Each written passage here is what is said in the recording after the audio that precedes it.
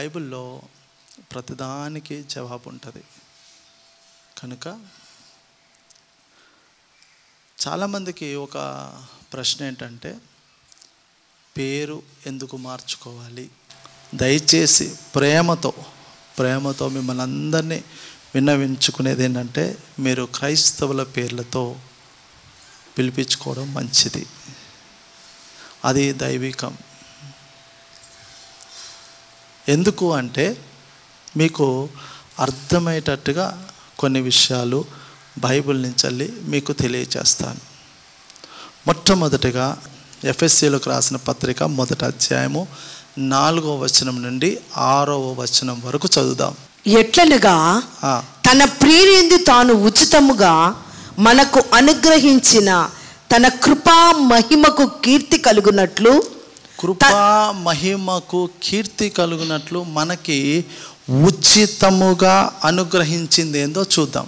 ఉచితముగా అనుగ్రహించింది అది ఎలాగా, ఎందుకు అంటే, యేసుక్రీస్తు నామమునకు కీర్తి కలుగునట్లుగా మనకు అనుగ్రహింపబడింది. తన చిత్త ప్రకారమైన యేసుక్రీస్తు చిత్త ప్రకారముగానే దయా సంకల్పము చొప్పున యేసుక్రీస్తు ద్వారా తనకు కుమారులుగా స్వీకరించుటకై మనలను ముందుగా తన కోసము నిర్ణయించుకొని, మనము అండర్లైన్ చేసుకోండి, మనలను ముందుగా. క్రొత్త నిబంధన ప్రకారంగా ఉన్నాము కాబట్టి ఇక్కడ ఏమంటాడంటే, ముందుగా తన కోసం నిర్ణయించుకొని, మనలను ముందుగా తన కోసరము అంటే ఎవరి కోసము? ప్రభు అయిన యేసుక్రీస్తు కోసరము మనలను ముందుగా నిర్ణయించుకొని మనము యేసుక్రీస్తు మనము తన ఎదుట పరిశుద్ధులమును నిర్దోషములై ఉండవలనని, పరిశుద్ధంగా నిర్దోషులమై ఉండవలనని జగత్ పునాది వేయబడక మునుపే. ఎప్పుడండి అది? జగత్తు పునాది వేయబడక మునుపే ప్రేమ చేత ఆయన క్రీస్తులో మనలను ఏర్పరచుకొనెను. అది అర్థమైందండి ఇప్పుడు మీకు? జగత్తు పునాది వేయబడక మునుపు అంటే ఆదాము ఎప్పుడున్నాడు? జగత్తు పునాది వేయబడక మునుపే ఆదామున్నాడు. అర్థమైందా? దేవుడు ఎప్పుడు చూశాడు ఆదాముని? జగత్తు పునాది వేయబడక ముందు ఆదామును చూశాడు. నా మాట జాగ్రత్తగా వినాలా.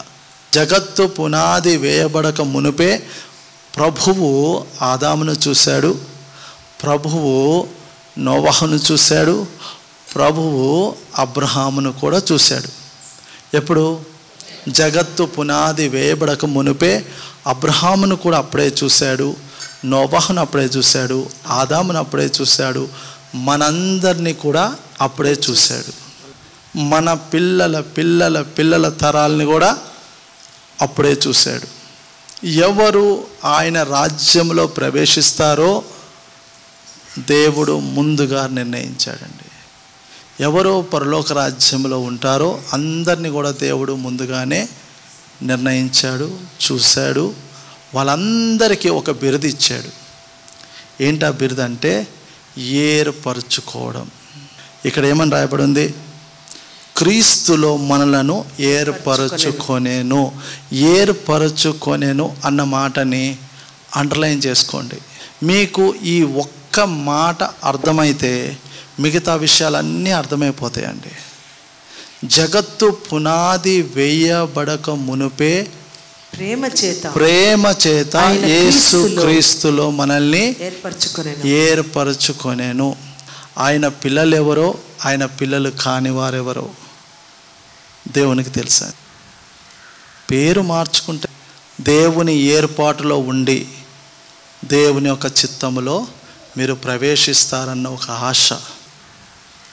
పేరు మార్చుకుంటే దేవుని సంకల్పములోను ఏర్పాటులోనూ ఉంటాం. మొదటి వ్యక్తి ఎవరైనా దేవుడు మార్చిన మొదటి వ్యక్తి పేరెవరు? అబ్రహాము. అవునా? నెహెమియా గ్రంథము 9వ అధ్యాయము ఇప్పుడు చదవండి. దేవా యెహోవా అబ్రహామును ఏర్పరచుకొని. అబ్రహామును ఏం చేశాడండి దేవుడు? పేరు అబ్రాము అంటే అబ్రాము. మార్చబడని ముందు పేరు అది. మీరు అక్కడ చదివితే అబ్రాము అని ఉంటుంది. అబ్రామును ఏర్పరచుకున్నాడు కనుక పేరు మార్చాడు. ఫస్ట్ పేరు ఏంటైంది? అబ్రాము అండి. అబ్రాము. అర్థమవుతుందా? ఆయన పేరు ఏం పేరు రాయబడింది బైబిల్లో? బైబిల్ ఏమనుంది? అబ్రాము. ముందు పేరు ఆయన పేరు అబ్రాము. అబ్రాముని దేవుడు ఏర్పరచుకున్నాడు కనుక ఏర్పరచుకొని కల్దీయుల ఊరు అను స్థలము నుండి యువతులకు అతన్ని రప్పించి అతనికి అబ్రహామును పేరు పెట్టాడు. ఏం పేరు పెట్టాడండి? అబ్రహాము అని పేరు పెట్టాడు. ఎందుకు పెట్టాడు? ఏర్పరచుకున్నాడు గనక పెట్టాడు. ఇప్పుడు పేరు మార్చింది ఎవరు? దేవుడే. క్రొత్త పేరు ఎందుకు ఇచ్చాడు? ఏర్పరచుకున్నాడు గనక ఇచ్చాడు. అర్థమవుతుందా మీకు? ఏర్పరచుకోకపోతే కొత్త పేర్లు అవసరం లేదు. మీకు అర్థమవుతుందా? ఏర్పరచుకున్నాడు గనక పేరు మార్చాడు. కల్దీయుల దేశం అంటే అన్యజనుల దేశం నుంచి తీసుకొచ్చాడు. అన్యుడు. ఎవరు అన్యుడు? అబ్రహాం అన్యుడు కాబట్టే దేవుడు ఏర్పరచుకున్నాడు కనుకనే అతని పేరు మార్చాడు. ఇప్పుడు మనము అన్యజనుల్లో నుంచి మనం వచ్చినప్పుడు మన పేర్లు మారాలి. నమ్మితే స్తోత్రం. హల్లెలూయా. నమ్మితే స్తోత్రం. యెషయా గ్రంథము 43వ అధ్యాయము 7వ వచనం నుంచి చదువుదాం. 7వ వచనం నుంచి చదువుదాం. నా మహిమ నిమిత్తము నేను సృజించిన వారిని, నా నామము పెట్టబడిన వారందరినీ తెప్పించుము. నా మహిమ నిమిత్తము నేను సృజించిన వారిని. సృజించడం అంటే అందరినీ దేవుడు సృజించాడు. అన్యులు కావచ్చు, వేరే వాళ్ళు కావచ్చు, ఇంకోరైనా కావచ్చు. అందరినీ దేవుడు సృజించాడు. అందరినీ. దాంట్లో డౌట్ ఏమో అవసరం లేదు. వింటున్నారా? అవసరం లేదు. నా నామము పెట్టబడిన వారందరినీ తెప్పించుము. నా పేరు పెడితేనే. ఇప్పుడు ఎవరు ఏ కుటుంబంలో ఉంటారో వాళ్ళకి వాళ్ళ పేర్లు పెడతారు. ఏ కుటుంబంలో ఎవరు ఎలాగుంటారో వాళ్ళకి వాళ్ళ పేర్లు పెడతారండి. ఆ కుటుంబాన్ని బట్టి, గోత్రాలని బట్టి పేర్లు ఉంటాయి. ఇప్పుడు మనమైనా అంతే. అన్యజనుల్లో నుంచి వచ్చాం కనుక మనకు అన్యుల పేర్లు ఉంటాయి. మనం ప్రభువునందు విశ్వాసం ఉంచి ప్రభువుని నమ్ముకున్నాము కనుక మనం పేర్లు అనేది మార్చుకోవడం అనేది దైవ చిత్తము. అది దైవ ఏర్పాటు. ఇక్కడ ఏమంటాడంటే నా నామము పెట్టబడిన వారందరినీ తెప్పించమంటాడు. నా పేరు పెట్టబడిన వాళ్ళనే తీసుకురండి. సృజించడం అందరినీ దేవుడు సృజించాడు. నా పేరు పెట్టబడిన వారిని తీసుకురండి అంటాడు. ఇక్కడ 3వ మాట, నేనే వారిని కలుగజేసి తిని వారిని పుట్టించిన వాడను నేనే. అది పుట్టించడము అంటే ఏర్పరచుకోవడం అని అర్థం. ఇక్కడ పుట్టించడం అనేది 2 రకాలు. ఒకటి శరీరానుసారంగా, అనగా అబ్రహాము సంతానము. ఇప్పుడు మనం ఏమనొచ్చు? పుట్టించిన వారంటే నూతన జన్మ పొందిన వారందరూ, బాప్తిజం పొందిన వారందరూ కూడా పుట్టించిన వారే. అవునా కాదా? మీరు మారు మనసు పొంది నూతన జన్మ పొందారా పొందలేదా? బాప్తిజం పొందారా పొందలేదా? బాప్తిజం పొందిన వారందరూ నూతన జన్మనే. అర్థమవుతుందండి? నూతన జన్మ. వాళ్ళందరిని ఎవరు పుట్టించారు? దేవుడే. కృప ద్వారా. అందుకే అంటాడు, కృప ద్వారాగా మీరు రక్షింపబడతారు కానీ మీ శక్తి చేత కాదు, మీ బలము చేత కాదు. ఎవరు పుట్టించారు మరి అప్పుడు? దేవుడే. ఎఫెసీలో రాయబడి మీరు కృప చేతనే రక్షింపబడితే అంటాడు. మీరు కృప చేత రక్షింపబడ్డారు. ఎవరు తన సొంత బలంతోనో సొంత శక్తితోనో రక్షింపబడలేదండి. కృప చేత రక్షింపబడ్డారు కనుక వాళ్ళని ఎవరు పుట్టించారు? దేవుడే పుట్టించాడు. చాలా జాగ్రత్తగా చదివితే మీకు అర్థమవుతుంది. మీరు తెలుసుకొని నన్ను నమ్మి, మీరు తెలుసుకొని, అది అండర్లైన్ చేసుకోండి. మీరు తెలుసుకొని నన్ను నమ్మి నేనే ఆయనని గ్రహించినట్లు మీరును నేను ఏర్పరచుకొనిన నా సేవకుడును నాకు సాక్షులు.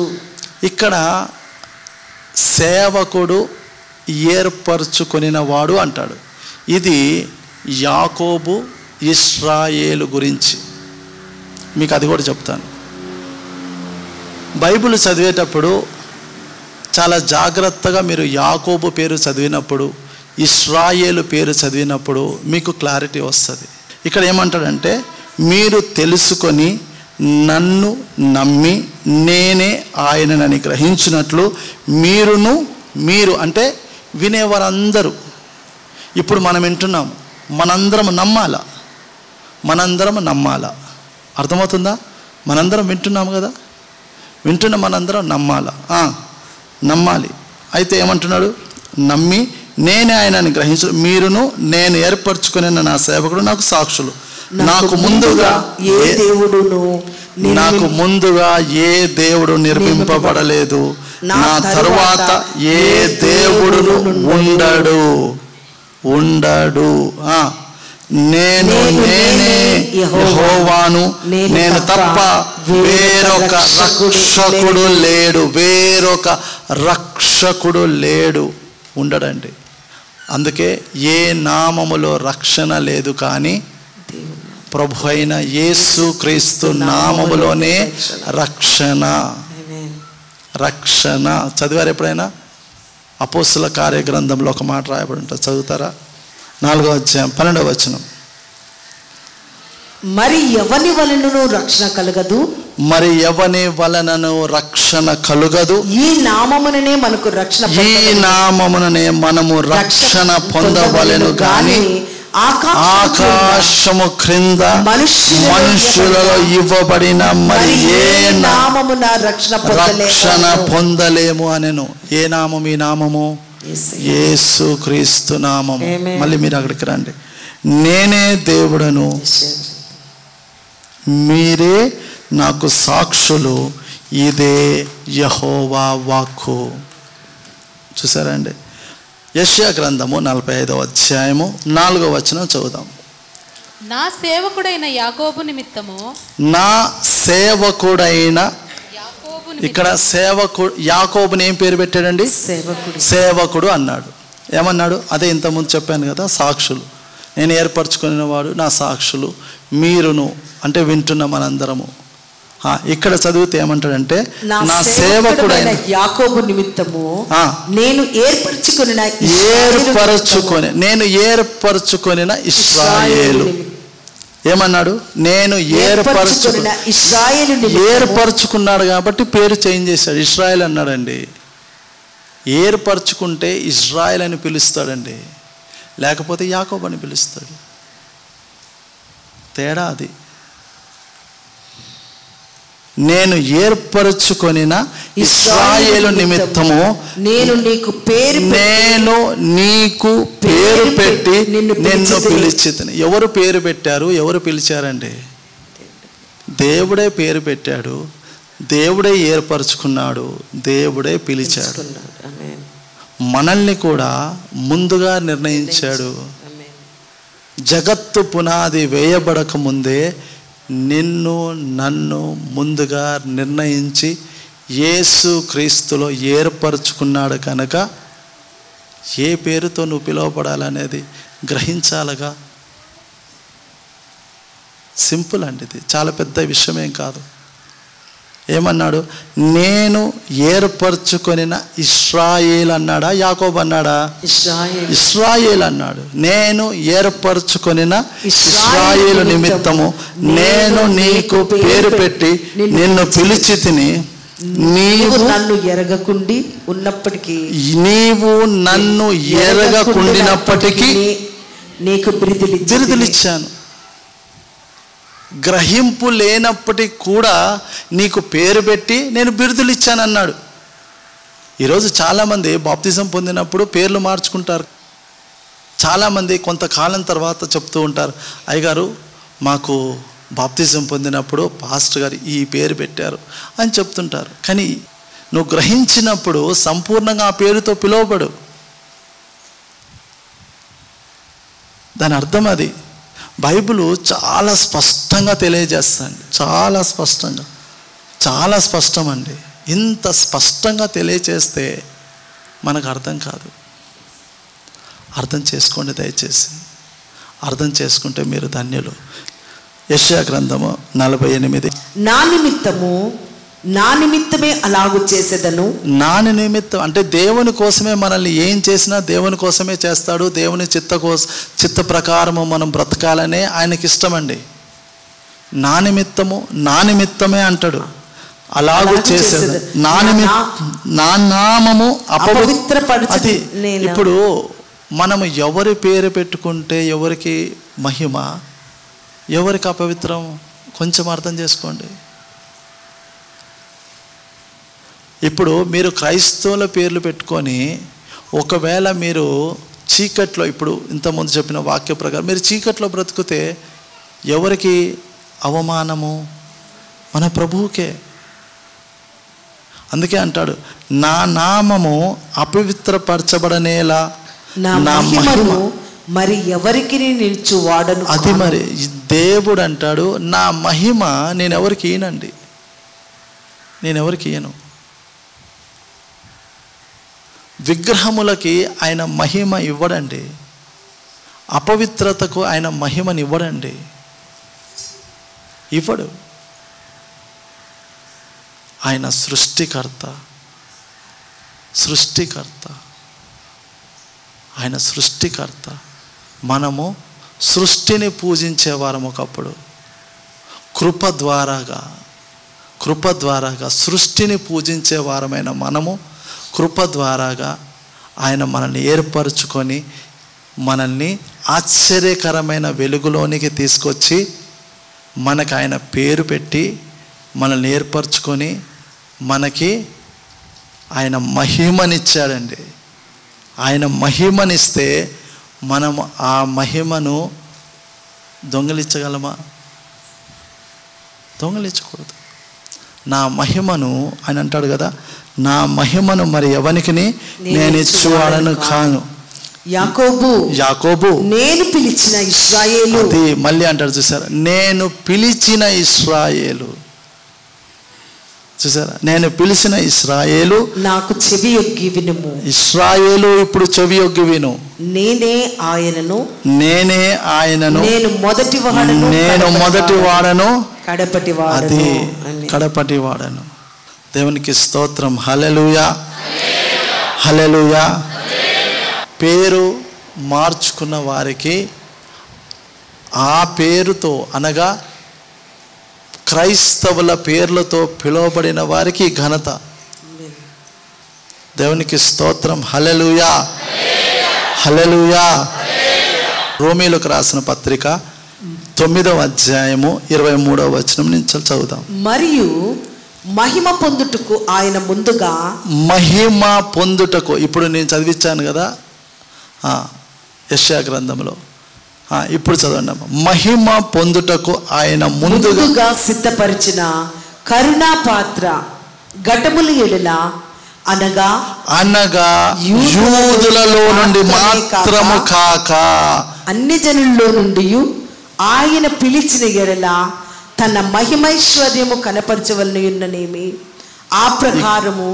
ఇక్కడ ఏమన్నాడంటే యూదులలో నుండి మాత్రము కాక అన్య జనులలో నుండి ఆయన పిలిచిన మన ఎడల అంటే మనం ఎవరండి ఇక్కడ? అన్య జనులము. అన్య జనులలో నుండి ఆయన పిలిచిన మన ఎడల అనగా అన్య జనులు మన ఎడల మన గురించి స్పష్టంగా మాట్లాడుతున్న మాట. తన మహిమైశ్వర్యము కనపరచవలెననేమి ఆ ప్రకారము నా ప్రజలు కాని వారికి నా ప్రజలనియు. అనగా ఎవరైనా ప్రజలు? నేను చాలాసార్లు ఇశ్రాయేలు నా జనులు నా ప్రజలు అంటాడు. ఇశ్రాయేలు నా జనులు నా ప్రజలు అంటాడు. కానీ జనమెవరు? మనమేనండి, అన్యజనులం. మనమే అన్యజనులం. అర్థమవుతుందా? నా ప్రజలు కాని వారికి నా ప్రజలనియు, ప్రియురాలు కాని దానికి ప్రియురాలనియు పేరు పెట్టుదును. ఎవరికి పేర్లు పెడుతున్నాడు? ప్రజలు కాని వారికి. అనగా ఇశ్రాయేలుకు అవసరం లేదని అర్థం. వాళ్ళు ఆల్రెడీ ఏర్పరచబడిన వారు. ఇప్పుడు మనము క్రీస్తునందు ఏర్పరచబడిన వారము. యేసుక్రీస్తునందు ఏర్పరచబడిన వారం కనుక మనకి పేరు పెడుతున్నాడు ఆయన. దేవునికి స్తోత్రం, హల్లెలూయా. పేతురు అంటాడు 1 పేతురు 4వ అధ్యాయము 16వ వచనం చదువుదాం. ఎవడైనను క్రైస్తవుడైనందుకు. ఇక్కడ చూసారండి, క్రైస్తవుడు అంటే ఎవరండి? క్రైస్తవుడు అంటే ఎవరండి? క్రిస్టియన్ పేరు పెట్టుకున్న వాళ్ళే కదా క్రైస్తవులు అంటే. క్రైస్తవులు పేరు పెట్టుకున్న వాళ్ళే కదండి క్రైస్తవులు అంటే. ఇంకా దానికి వేరే ఎక్స్ప్లెనేషన్ అవసరమా? పేర్లు మార్చుకోకుండా క్రైస్తవులు అని ఎట్లా అంటారండి? ఇప్పుడు పూర్ణ బలముతో, పూర్ణ ఆత్మతో, పూర్ణ హృదయముతో లేక పూర్ణ వివేకముతో అంటాడు ప్రభు. ఈ 3 అంటే ఏంటి? మనస్సు అన్న హృదయము అన్న ఒకటే. అంటే అది ప్రాణానికి. పూర్ణ బలము అంటే నీ దేహము, నీ శరీరానికి ఉన్న బలము పూర్ణ బలం. అంటే పూర్ణ ఆత్మతో దేవుడు నాసికారంధ్రములలో జీవాత్మ ఊదగా వాడు జీవించు ప్రాణి ఆయన. అది ఆత్మ, అది ఆయన ఆత్మ. ఆయన దగ్గరికి వెళ్ళాలి. అది ఆయన ఆత్మ, ఆయన దగ్గరికి వెళ్తుంది పూర్ణ ఆత్మతో. అంటే ఏంది? త్రిత్వం అండి. త్రిత్వము. నీ దేహము, నీ యొక్క ప్రాణము, నీ ఆత్మ, 3టికి ఒకటే పేరు ఉండాలి. ఇక్కడ స్పష్టంగా రాయబడి ఉంది, ఎవడైనను క్రైస్తవుడైనందుకు. స్పష్టంగా అన్నాడు. ఇంకా దానికి ఇంకా వేరే ఎక్స్ప్లెనేషన్ అవసరం లేదు. ఎవడైనను క్రైస్తవుడైనందుకు బాధ అనుభవించిన ఎడల అతడు సిగ్గుపడక ఆ పేరును బట్టి. ఆ పేరు అంటే ఏ పేరు? దేవుడు నీకు క్రొత్తగా ఇచ్చిన పేరు, ప్రభువు నీకు పెట్టిన క్రొత్త పేరు. ఆ పేరుతో, ఆ పేరును బట్టియే దేవుని మహిమపరచవలెను. మహిమపరచాలండి. ఆమేన్. హల్లెలూయా, హల్లెలూయా, హల్లెలూయా, హల్లెలూయా, హల్లెలూయా. ఇంత స్పష్టంగా అపోస్తల కార్యగ్రంథం 9వ అధ్యాయము 10వ వచనం నుంచి చదువుదాం. దమస్కులో అననీయ అని ఒక మనుష్యుడుండెను. ప్రభు దర్శనమందు అననీయ అని అతన్ని పిలువగా అతడు, ప్రభువా ఇదిగో నేనున్నానెను. అందుకు ప్రభువు, నీవు లేచి తిన్నెదనబడిన వీధికి వెళ్ళి యూదా అను వాని ఇంట తార్సు వాడైన సౌలు వాని కొరకు విచారించుము. ఇదిగో అతడు ప్రార్థన చేయుచున్నాడు. అతడు అననీయ అను ఒక మనుష్యుడు లోపలికి వచ్చి తాను దృష్టి పొందినట్లు తల మీద చేతులుంచుట చూచి ఉన్నాడని చెప్పెను. అందుకు అననీయ, ప్రభువా ఈ మనుష్యుడు యెరూషలేములో నీ పరిశుద్ధులకు ఎంతో కీడు చేసి ఉన్నాడు గూర్చి అనేకుల వలన వింటిని. ఇక్కడను నీ నామమును బట్టి ప్రార్థన చేయి వారందరినీ బంధించుటకు అతడు ప్రధాన యాజకుల వలన అధికారం పొంది ఉన్నాడని ఉత్తరమిచ్చెను. అందుకు ప్రభువు, నీవు వెళ్ళుము, అన్ని జనుల ఎదుట రాజుల ఎదుట నా నామము భరించుటకు నేను ఏర్పరచుకున్న సాధనమై ఉన్నాడు. చూసారా? ఇప్పుడు 3 పేర్లు మీకు చెప్పాను. అబ్రహాముని దేవుడు ఏర్పరచుకున్నాడు, ఇశ్రాయేలుని దేవుడు ఏర్పరచుకున్నాడు, సౌలుని పౌలుగా మార్చాడు, దేవుడు ఏర్పరచుకున్నాడు. ఏర్పరచుకున్న వాళ్ళ పేర్లు మార్చాడు. మార్చాడా? మార్చలేదా? మీరు ఏర్పరచబడితే దేవుని వాక్యానికి లోబడతారు. ఏర్పరచబడిన వారు దేవునికి లోబడతారు, దేవుని మాట వింటారు. దేవుడు ఎవరిని ఏర్పరచుకున్నాడో వారందరి పేర్లు మార్చాడండి. అన్ని జనుల్లో నుంచి వెళ్ళి అబ్రహామును తీసుకొస్తే పేరు మార్చాడు. మోసగాడైనందుకు దేవుడు అతని పేరు మార్చాడు, ఏర్పరచుకున్నాడు. తర్వాత క్రొత్త నిబంధన ప్రకారంగా సౌలు పేరు మార్చాడు. మార్చాడా మారలేదు? ఎందుకు? వీళ్ళందరి పేర్లు ఎందుకు మార్చాడండి? జగత్తు పునాది వేయబడక మునుపు క్రీస్తు యేసునందు అందరినీ ఆయన కోసమే ఏర్పరచుకున్నాడు. ఎవరు ఈ సత్యాన్ని నమ్ముతారో వారు ధన్యులు. స్వయంగా యేసు ప్రభు చెప్పిందే చెప్తాను. యోహాను సువార్త 15వ అధ్యాయము 16వ వచనం చదువుదాం. మీరు నన్ను ఏర్పరచుకొనలేదు. అది ఏమన్నాడండి అక్కడ? మీరు నన్ను ఏర్పరచుకొనలేదు. ఎవరు పలికిన మాట? ఈ మాట దేవుడు పలికిన, మన ప్రభువు పలికిన మాట. ఎవరో పలకలేదు. ఇది మన యేసు క్రీస్తు, నువ్వు ఆరాధిస్తున్న దేవుడు అండి. నువ్వు ఏ నామములో రక్షణ పొందావో ఆ నామము, ఏ నామములో ప్రతి ఆదివారము నువ్వు ఆరాధనకి వెళ్తున్నావో, ఏ దేవుణ్ణి నువ్వు దేవునిగా ప్రభువుగా ఆరాధిస్తున్నావో ఆ దేవుడు చెప్పిన మాట అండి. ఏమన్నాడు అక్కడ? చదవండి అమ్మా, స్పష్టంగా చదవండి. మీరు నన్ను ఏర్పరచుకోలేదు. మీరు నా పేరట తండ్రిని ఏమి అడుగుదురో అది ఆయన మీకు అనుగ్రహించినట్లు మీరు వెళ్ళి ఫలించుటకును మీ ఫలము నిలిచి ఉండుటకు, మీరు వెళ్ళి ఫలించాలి, ఆ ఫలములు నిలిచి ఉండాలి. నేను మిమ్మును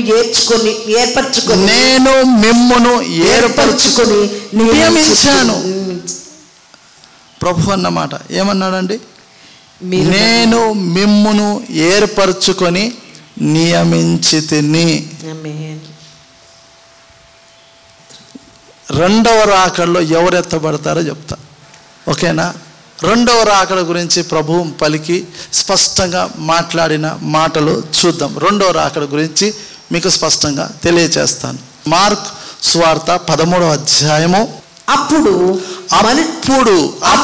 మనుష్య కుమారుడు మహాప్రభావముతోను మహిమతోను మేఘారుడై వచ్చుట చూచెదరు. ఎవరండి? యేసు ప్రభు రెండో రాకడ. అది యేసు ప్రభు రెండో రాకడ. మనుష్య కుమారుడు మహాప్రభావముతోను మహిమతోను మేఘారుడై వచ్చుట చూచెదరు. అప్పుడు ఆయన, ఎవరైనా? మన తండ్రి, మనం ఆరాధించే మన ప్రభు అయిన యేసు క్రీస్తు, ఆయన సెలవిచ్చిన మాట. అప్పుడు ఆయన తన దూతలు, ఎవరి దూతలు? దేవుని దూతలు, మన ప్రభు అయిన యేసు క్రీస్తు దూతలు పంపి భూమ్యాంతము మొదలుకొని ఆకాశాంతము వరకు, భూమ్యాంతము అనగా ఏమన్నాడు అక్కడ? భూమ్యాంతము మొదలుకొని ఆకాశాంతము వరకు నలుదిక్కు నుండి తాను ఏర్పరచుకున్న వారిని పోగు చేయించును. ఏమనుందండి అక్కడ? తాను ఏర్పరచుకున్న వారు, అంతే. ఇంకా దాంట్లో ఎక్స్ప్లెనేషన్ అవసరమా? యేసు ప్రభు ఎవరిని ఏర్పరచుకున్నాడో ఆయన దూతలు వాళ్ళనే పోగు చేస్తారు, ఇంకెవ్వరిని చేయరు. దేవుడు ఆయన నిర్ణయము చొప్పున, అందుకే మొదట్లో ఎఫ్ఎస్సి చదివించింది మీకు. దేవుని కోసము ముందుగా ఎవరిని నిర్ణయించాడో, ఆయన కోసము ఎవరినైతే నిర్ణయించాడో, ఆయన చిత్త ప్రకారముగా ఎవరినైతే భూమి పుట్టక మునుపు, జగత్తు పునాది వేయబడక మునుపు ఆయన కోసం ఎవరిని ఏర్పరచుకున్నాడో వారినే ఆయన దూతలు ఏం చేస్తాయి? పోగు చేస్తాయి. హల్లెలూయా, హల్లెలూయా. మత్తయి సువార్త 24వ అధ్యాయము అప్పుడు మనుష్య కుమారుని సూచన ఆకాశమందు కనపడును. దేవుని రాకడ ఆకాశమందు కనపడినప్పుడు అప్పుడు మనుష్య కుమారుడు ప్రభావముతోను మహామహిమతోను ఆకాశ మేఘారుడై వచ్చి మనుష్య కుమారుడు ప్రభావంతోను మహామహిమతోను ఆకాశ మేఘారుడై వచ్చుట చూచి భూమి మీదనున్న సకల గోత్రముల వారు రొమ్ము కొట్టుకొందురు. సకల గోత్రముల వారు రొమ్ము కొట్టుకొందురు అంటే మేఘారుడై వచ్చినప్పుడు రెండవ రాకల్లో మేఘారుడై వచ్చినప్పుడు అదే ఇశ్రాయేలు గోత్రముల వారు రొమ్ము కొట్టుకుంటారండి. ఇదే గోత్రముల వారు రొమ్ము కొట్టుకుంటారు. దేవునికి స్తోత్రం. హల్లెలూయా. మరియు ఆయన గొప్ప బూరతో తన దూతలను పంపును. వారు ఆకాశము యొక్క ఈ చివరి నుండి ఆ చివరి వరకు నలుదిక్కల నుండి ఆయన ఏర్పరచుకున్న వారిని పోగు చేతురు. ఏమనుందండి అక్కడ? ఆయన ఏర్పరచుకున్న వారు. ఎవరిని ఏర్పరచుకున్నారు? ఎవరు ఏర్పరచుకున్నారు? యేసు ప్రభు ఎవరినైతే ఏర్పరచుకున్నారో వాళ్ళని మాత్రమే పోగు చేస్తారు దేవదూతలు. అందరినీ పోగు చేయరండి. ఎవరినైతే దేవుడు ఏర్పరచుకున్నాడో వారిని మాత్రమే పోగు చేస్తాడు. కనుక దయచేసి మీరు క్రైస్తవులుగా అయినందుకు సిగ్గుపడొద్దు, బాధపడొద్దు. దేవుని ప్రేమను బట్టి మీకు తెలియచేస్తున్నాను, అందరూ కూడా ఏర్పరచబడిన వంశంలో ఉండాలని, ఏర్పరచబడిన వారిగా క్రీస్తు రాజ్యంలో మనందరము కూడా నిత్య రాజ్యంలో ప్రవేశించుదుము కాక. హల్లెలూయా.